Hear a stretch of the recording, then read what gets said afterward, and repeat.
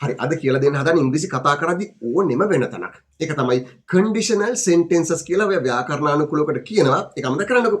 අපි කියනවා නේද කෙරුවොත් කියලා. තිබුණොත් කියලා. තිබුණොත්. ආවොත්. ඔහොම කියනවනේ. හරි. ඕකේ මේ වාක්‍ය අවස්ථා තුන බලන්නකෝ. එකක් තමයි. මගේ ළඟ සල්ලි තිබුණොත් ඔයාට දෙන්නම් කියලා කියනවා. තියනවද නැද්ද දන්නේ නැහැ. කොහොමද කියන්නේ? මගේ ළඟ සල්ලි තිබුණොත් දෙන්නම් කියලා. දෙවෙනි අවස්ථාව මගේ ළඟ සල්ලි නෑ කියලා හොඳටම දැනගෙන මං කියනවා අයියෝ මගේ ළඟ සල්ලි තිබුණා නම් ඔයාට දෙනවනේ. පුළුවන්ද කියන්නේ ඉංග්‍රීසියෙන්? මගේ ළඟ සල්ලි තිබුණා නම් ඔයාට දෙනවනේ. ඒතර අනිත් එක නේද දෙන්නේ මේ ළඟ මනුස්ස ළඟ සල්ලි නැතුවයි මේ කියන්නේ. නැත්තම් තියාගෙන බොරු කියන වෙන්නත් පුළුවන්. හැබැයි සල්ලි දැන් ලැබෙන්නේ නැහැ කියලා තේරෙනවනේ. අයියෝ මගේ ළඟ සල්ලි තිබුණා නම් දෙනවනේ. දැන් ඉතින් යන්න සල්ලි නැහැ කියන එක නොකිය කියනවා. දැන් බලන්න මේ වාක්‍ය ඉංග්‍රීසියෙන් හදාගන්න පුළුවන් කියලා. ආයෙ කියනවා අතීතයේ මොහොතක් හිතේ තියාගෙන ඊයේ හරි පෙරේදා හරි ගිය අවුරුද්ද හරි කමන්නේ. එදා මගේ ළඟ සල්ලි තිබුණා නම් මට තිබුණා ඔයාට දෙන්න. එහෙම කියලානේ. එදා මගේ ළඟ සල්ලි තිබුණා නම් දෙන්න තිබුණා. ඔය අවස්ථා තුන කොහොමද කියන්නේ කියලා ඉගෙන ගමු. මුලින්ම බලමු. හරි. මෙහෙම සල්ලි තිබුණා නම් දෙන්නම්. දැන් ඔයා වගේ රුපියල් 100ක් කියලා නේ. මම කියනවා හා ඉන්නකෝ සල්ලි තිබුණොත් දෙන්නම්. එතකොට ඔයා 50-50 50ට 50ක් විශ්වාසයක් තියාගන්නවා සල්ලි තිබුණොත් දෙයි කියලා. එහෙම නෝනේ. එතකොට කියන්න ඕනේ if I have money කියලා. මොකද if I have money. if කියන වචනේ තේරුම තමයි කෙරුවොත් තිබුණොත් ඔය ඔත් කියන එක හැදෙන if කියන එක. if I have money. මගේ ළඟ සල්ලි තිබුණොත් if I have ක්‍රියාපදේ මොකද්ද? have. have කියන්නේ තියෙනවා කියන්නේ if I have money කිව්වොත් තේරුම මගේ ළඟ සල්ලි තිබුණොත් if I have money I will give you මම ඔයාලට දෙන්නම්. මොකද I will give you කියන්නේ මම ඔයාලට දෙන්නම් කියන එක. ආයෙත් කියමු මගේ ළඟ සල්ලි තිබුණොත් මම ඔයාලට දෙන්නම් කියලා. ඔව් if I have money I will give you. මම එහෙම කිව්වොත් ඔයා චුට්ටක් බලාගෙන ඉන්නවා හරි මෙයා ළඟ තිබුණොත් දෙයි කියලා. දෙවෙනි අවස්ථාව මගේ ළඟ සල්ලි නෑ නැත්තම් නැති බව බොරුවට කියන ගමන් හරි කියනවා සල්ලි තිබුණා නම් දෙනවානේ. දැන් ඔයා බය රුපියල් 100ක් ඉල්ලනවා රුපියල් 100ක් දෙන්නකෝ සර් කියලා. මම කියනවා අනේ මොකද කරන්නේ? සල්ලි තිබ්බනම් දෙනවා දන්නවනේ. එතකොට මම ඔයාට හැඟීමක් දෙන්න එපා. මගේ ළඟ සල්ලි නෑ දෙන්න වෙන්නේ නෑ කියන එක. හැබැයි ඉතින් වචන වලින් කියන සල්ලි තිබ්බනම් දෙනවා නෑ කියන එක හිතේ තියාගන්න. එතකොට ඔක සුද්ධ ඔය වාක්‍ය හදාගන්න මෙමය. if I කියලා පටන් ගන්න. if I have නෙමෙයි if I had money කියනවා. if I had money. have කියන ඒ අවස්ථාවේ අතීත කාලේ තමයි had කියන්නේ. have ක්‍රියාපදයේ අතීත කාලේ තමයි had කියන්නේ. if I had money. බොරුවටයි මං had එකක් දාලා past tense දැම්මේ. එතන මේ අතීත කාලේ වාක්‍යයක්ද? නෑ නෑ. මේ දැන් සිද්ධ වෙන දෙයක් නේ. if I had money කියලා බොරුවට ක්‍රියාපදයේ past tense දැම්මේ නැති බවක් පෙන්වන්න. තිබ්බනම් එහෙම if I had money. if I had money කියලා කවුරු හරි කිව්වොත් එහෙම දැනගන්න මේක නම් සල්ලි දෙන්නේ නෑ කියලා. නෑ බවක් තමයි කියන්න හදන්නේ. if I had money දෙවෙනි කොටසෙත් I will give you නෙමෙයි. මොකද I will give you කිව්වොත් මම ඔයාලට දෙන්නම් කියලා තේරුමක් යනවා. දෙන්නේ නැති බවක් පෙන්වන්න එපේ. I will get අතීත කාලේ තමයි would කියන්නේ. will ගේ අතීත කාලේ would කියන්නේ I would give you කියන්නේ. if I had money I would give you. if I had money කියලා එතනත් past tense එකක්ද I would give you කියලා එතනත් අතීත කාලේට ගෙනිච්ච අවස්ථා දෙකක්. if I had money I would give you. එහෙම කිව්වොත් තේරුම මොකද්ද? මගේ ළඟ සල්ලි තිබ්බනම් මම ඔයාලට දෙනවනේ. අවස්ථා දෙකයි. තව එකක් තියෙනවා. මුලින්ම කිව්වා if I have money I will give you. හොඳ වාක්‍යයක්. මගේ ළඟ සල්ලි තිබුණොත් මම ඔයාලට දෙන්නම්. if I had money I would give you.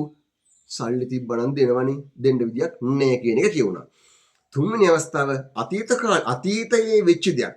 එදා ඔයා මගෙන් රුපියල් 100ක් ඉල්ලුවා. දුන්නේ නෑ මං. දැන් මං ඇවිල්ලා කියනවා එදා සල්ලි තිබුණා නම් දෙනවා. එදා අතීත කාලේ එදා මගේ ළඟ සල්ලි තිබිලා තිබුණා නම් මං ඔයාලට දෙන්න තිබුණා නේ අර්ථය. එදා තිබුණා නම් දෙනවා. හරිද? එතකොට if I had money. if I had දෙපාරක් කියන්නේ. if I had money. if I had money. if I had money. I mean had දෙකක් ආවේ. ඒක ආවේ if I had කියලා මේ ලෝකේ තියෙන ඕනෑම ක්‍රියාපදයක් past participle කියන්න පුළුවන්. if I had කියලා මේ ලෝකේ තියෙන ඕනෑම ක්‍රියාපදයක් past participle කියන්න පුළුවන්. if I had called you කිව්වොත් තේරුම එදා මං ඔයාට කෝල් කරලා තිබුණා නම්. if I had opened the door කිව්වොත් තේරුම එදා මං දොර ඇරලා තිබුණා නම්. if I had කියලා මෙතන කිව්වේ have කියන ක්‍රියාපදයේ past participle had my. එතකොට if I had called you කිව්වා වගේ if I had opened the door කිව්වා වගේ මෙතන if I had had කියලා have කියන ක්‍රියාපදයක් past participle ගියා. had දෙකක් ආවා. hadලා දෙන්නෙක් නේ. if I had money. if I had money. මගේ ළඟ සල්ලි තිබුණා නම් එදා. ඊළඟ කොටස යන්න ඕනේ මට දෙන්න තිබුණානේ. එදා අතීත කාලේ. I could have given you. I could have given you. ඒ කොටසෙත් වාක්‍ය I could have සමග I could have සමගයි ක්‍රියාපදේ past participle දාන්නේ. I could have given you. වාක්‍ය වෙන්නේ if I had money I could have given you. මගේ ළඟ සල්ලි තිබුණා නම් එහෙම මට වඩා දෙන්න තිබුණා. ඔය තුන තමයි first conditional, second conditional and third conditional sentences කියලා අපි අමාරුවෙන් ඉගෙන ගත්තේ ඔය විවිධ පාඩම් අතරේදී ඉස්සර ඉස්කෝලේ යන කාලේ එහෙම. දැන් බලමු ඔය first conditional කියලා කියන්නේ if I have money I will give you. සල්ලි තිබුණොත් දෙන්නම්. වැඩේ වෙනවනේ ඉතින් සල්ලි තිබුණොත්. second conditional කියලා කියන්නේ දෙවෙනි අවස්ථාව if I had money I would give you. මේ වර්තමාන කාලය ගැන බොහෝ විට කියන්නේ නැත්නම් අනාගත කාලය ගැන වෙන්න පුළුවන්. සල්ලි තිබුණා නම් දෙන්න තිබුණා. දෙන්න වෙන්නේ නැහැ කියන අර්ථයෙන් if I had money I would give you. තුන්වෙනි අවස්ථාව third conditional sentences කියන එකට තමයි අතීත කාලයේ මොහොතක් හිතේ තියෙන කියන්නේ එදා සල්ලි තිබුණා නම් දෙන්න තිබුණා. if I had money I could have given you. හරි දැන් වෙන වෙනම වාක්‍ය අවස්ථා ඉගෙනගෙන ව්‍යාකරණ ඉගෙනගෙන අපි කතා කරන්න යන ගමනක් මේ යන්නේ. හැබැයි ඉක්මනටම අඛණ්ඩව ඉංග්‍රීසි ඉගෙනගෙන ඉංග්‍රීසි එක හරියටම අල්ල ගන්න ඕනේ ගොඩක් දෙනෙක් ඉන්නවා. ඒ අය වෙනුවෙන් ඔන්න ජූලි මාසේ 28 2026 ජූලි 28 ඉඳලා අඛණ්ඩව මාස 4ක් ඔන්ලයින් Zoom හරහා එකතු වෙලා පුහුණු වීමේ ක්‍රියාකාරකම් මාලාවක් පැවැත්වෙනවා කෝස් එකක්. ඒකට සම්බන්ධ වෙන්න පුළුවන් වයස් ભેදයක් නැහැ. ලෝකෙ කොහේ හිටියත් වලට එකතු වෙන්න පුළුවන්. මොකද ගොඩාක් අය ඉංග්‍රීසි ඉගෙන ගන්න විවිධ හේතු හින්දා. රට ගිහිල්ලා ඉංග්‍රීසි ටික හදිස්සියෙන් ඕනේ. නැත්නම් රැකියාවේ උසස් වීමක් හම්බෙලා මට ජොබ් එක කරගෙන ඉංග්‍රීසි ඕනේ වගේ විවිධ හේතු හින්දා ඉංග්‍රීසි හදිසියෙන් ඕනේ ගොඩාක් අය ඉන්නවා. එයාලට මේ පාඩම් වෙන වෙනම ඉගෙනගෙන එහෙම වාක්‍ය හදලා කතා කර ඉන්න අවස්ථාවක් නැහැ. ඒ අයට ඕනේ පළවෙනි දවසේ ඉඳලම සහැල්ලු තැන් වලින් පටන් අරගෙන ටික ටික ස්පීඩ් අප් කරලා listening speaking දෙකම හදා ගන්න. මොකද ගොඩක් අයට අනික් අය කියනවත් එකපාරට තේරෙන්නේ නැහැ. අපි සවන් දීම හොඳට පුහුණු කරන්න ඕනේ ක්‍රමානුකූලව. එතකොට අපිට අනික් අය කියන දෙයක් ආයාසයකින් තොරව මහන්සියකින් තොරව අහලා ඔය තේරුම් ගන්න පුළුවන්. කතා කරද්දිත් වාක්‍ය නිර්මාණය කර ඉන්නේ නැතුව කතා කරලා පුහුණුවක් ලැබපු කෙනෙක් කතා කරන විදිහට බය නැතුව කතා කරන්න පුළුවන්.